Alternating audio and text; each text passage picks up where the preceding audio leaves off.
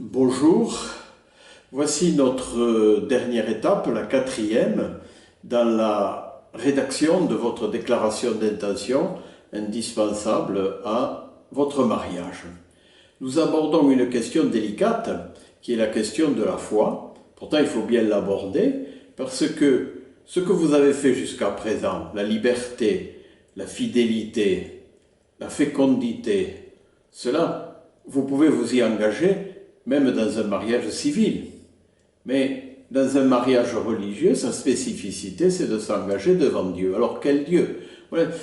Quand j'entends les gens dire « je suis croyant » ou « je ne suis pas croyant », honnêtement, je ne sais pas très bien ce que ça veut dire.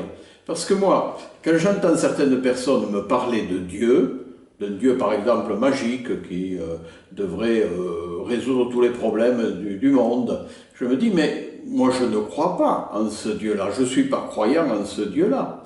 Par contre, des fois j'entends des personnes qui me disent qu'elles ne croient pas en Dieu, mais ce qu'elles me disent de la vie, du sens de la vie, je me dis mais moi je crois la même chose qu'elles.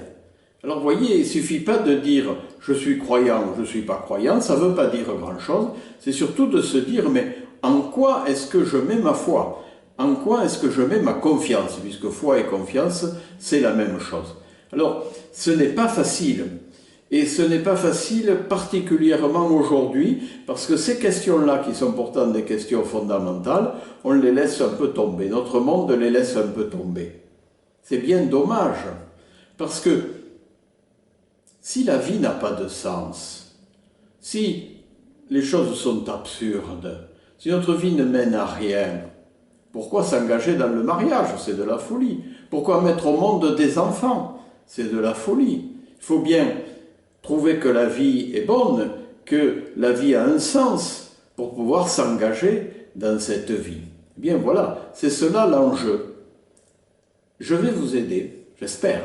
Je vais vous aider en vous posant un certain nombre de questions qui vous permettront peut-être de relire votre vie, votre cheminement, et de dire ce qui petit à petit a pris de l'importance pour vous, ce qui petit à petit vous a structuré dans votre vie d'homme, de femme, d'hommes et de femmes peut-être croyants, chrétiens.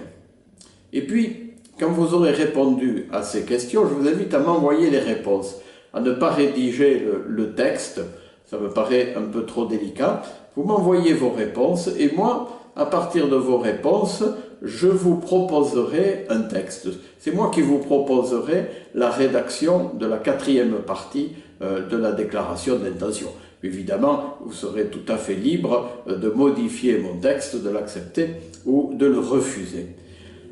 Dans cette partie-là, eh bien, vous ne serez peut-être pas tous les deux sur la même longueur d'onde.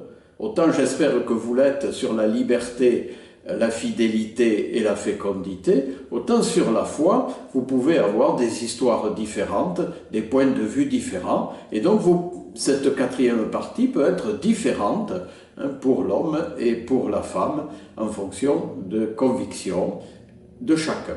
Voilà, bon travail et à très bientôt.